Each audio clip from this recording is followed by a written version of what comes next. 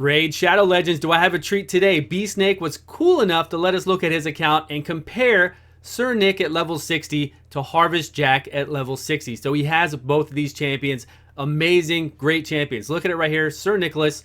Now both champions do damage based off of their max HP, So the higher their HP, the more damage they can do. Let's look at Sir Nick really quick and see what he's got gear-wise. So he has almost 70,000 HP for himself. And then he has 134 critical damage, which both of these stats are way lower than he has on his Harvest Jack. So keep that in mind. Also, he doesn't have any fancy armor on artifacts like Savage that would get him more damage, right? That would give him a reason to do more damage than Harvest Jack. Look at his skills. The only thing he does have is that he's fully booked. So he's doing 25% more damage on a skill 1 and 20% more damage on a skill 2. That's it. And then as far as masteries goes, he's down here in War Master and then whatever else, but we're not worried about this. We just know that Sir Nick should be doing way less damage than the Harvest Jack, because right now we're going to look at Harvest Jack. So Harvest Jack, same situation. His skills are based off of his own max HP. The more HP he has, the more damage he will do. But they're not booked out, so we're missing 10% here. We're missing 10% on the skill 1 and then 20% on the skill 2. Not that big of a deal, because when you look at his total stats, he has about 5,000 more HP than Sir Nick. And look at that critical damage. About 80% additional critical damage. When you have 80% more critical damage than somebody else, and you're both critting off of a multiplier, off of something like the same multiplier, right? Be it attack, defense, or max HP that they have, which theirs are both going off of their max HP. He has more. So there is, without a doubt, Harvest Jack should hit way harder than Sir Nick 100%. Let's look at Harvest Jack's abilities really quick just to refresh your memory. He hits 3 times, has a chance to steal a buff, and then places a fear debuff, and this chance is increased to 100% if all buffs were stolen. This is really only going to go into play in waves and in PvP. Bosses, it won't matter. His skill 2 as well. Attacks all enemies, places a block, buffs, debuff for 2 turns on the attack on the target under fear. So you want to make sure his skill 3 goes off first. That way we can place the true fear and the decreased speed. And then this one under fear debuff. I'm sure that means fear and true fear. It does. So you would want his skill 3 to go first, and then him loop back around, get that true fear up, and then for him to loop back around and do his skill 2, especially on waves, right? On waves, you would want that. You want him fast enough to be able to do that, because really in the game itself, increased attack and continuous heals, you're not going to see a lot of that in waves. Again, this guy is more of a PvP champion, or if we get a tower later on, more of a tower champion. And then he does his passive where it decreases the duration of all buffs on the attacker, which again is very, very cool, but really doesn't have a big play for us in content that we do PvE wise. Not a lot. There are some things, some keeps that he might be good for that, but as far as all level 20 stuff in game, there's really not going to be a lot of places you're going to sub him in for. There's really not going to be, especially with him doing subpar damage, which we're about to see. I'm going to show you. So we're comparing these two. We're comparing Sir Nick along with Harvest Jack. Let's see what they can do. We're going to go through here, and then we're still going to talk about where we would use Harvest Jack for us getting him in this fusion. We're going to do, this is going to take a minute though. Let's go through this really quick. We're going to do Unkillable because we don't have our Draco debuffs up. So we're doing Decreased Defense and Weaken. Here we go. Skill 3 on our guy Harvest Jack. How much does it do? We have 38 to 41k. That's it. We're going to do Skill 1 on our Royal Guard, and we're going to get back to Sir Nick for his AoE. So Sir Nick's AoE also does a shield based on damage done, right? 30% damage inflicted does a shield. So very awesome skill in general, and does more damage, if not the same damage as Harvest Jack, even though it's at an 80% less critical damage and less HP. That is insane. His multipliers are crazy. I'm just gonna hit auto, because if you watch him, pay attention to Sir Nick later on too on his skill 1. His skill 1 hits like a truck. It'll hit for 69k when there's the debuffs up for that to hit, and then Harvest Jack will come in and hit for about 50, somewhere around 45 to 50k instead. So there's a big disparity in damage there that shouldn't be there, I don't feel, because right now Harvest Jack isn't great for anything in game. Like, again, he'd be good for something that we have towers. If we have a 100 floor tower or a 50 floor tower that resets each month, and we're facing off against different waves in there, maybe we'll come up against somebody who does an increased attack to the whole team and who does regeneration all the time, and we can flip those regens to poisons with Harvest Jack on a skill 2, and we can flip those increased attacks to decreased attacks, which are great to do in PvP, of course. But again, in PvP, you know, when you're going up against an Arbiter, when you're going up against a Seeker, you might want to sub Harvest Jack in there and have some fun with the True Fear and with flipping those debuffs. That's really it. I mean, right now, he's kind of a gimmicky kind of champion because anywhere else in the game, he's not really going to see a lot of play in game.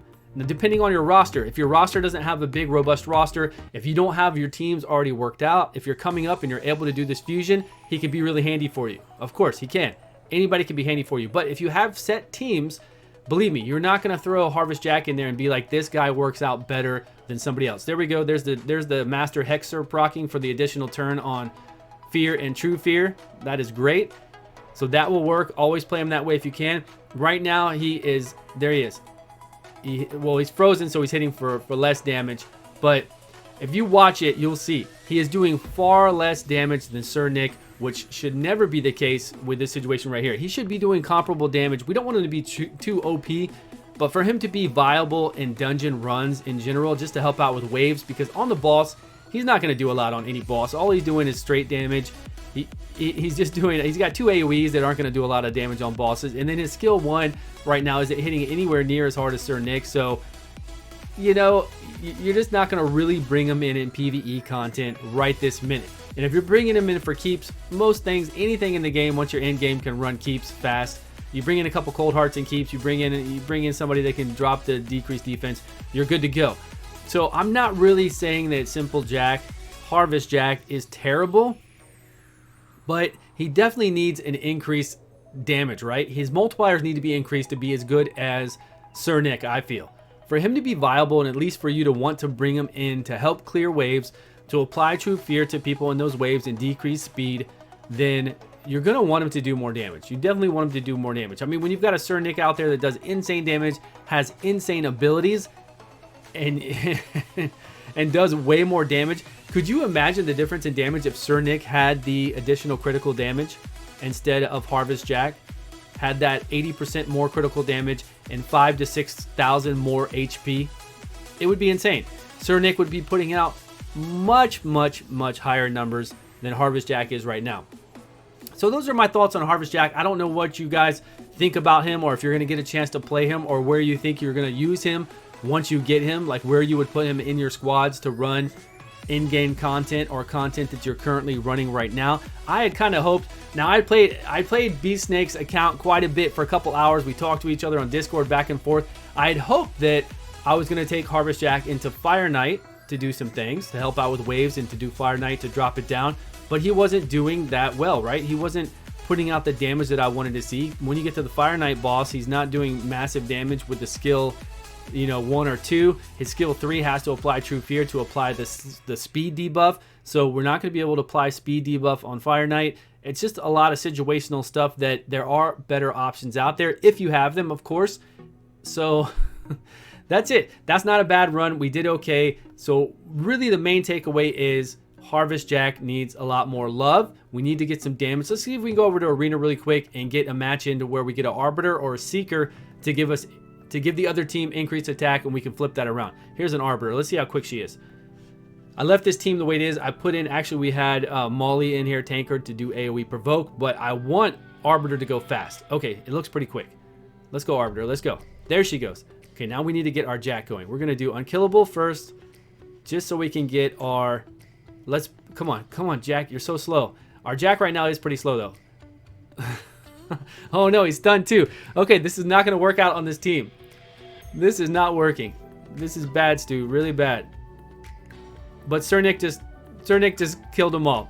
I wanted to bring him in here to flip it so we could see it, right? I want to flip this increased attack down to a decreased attack. It would be a lot of fun.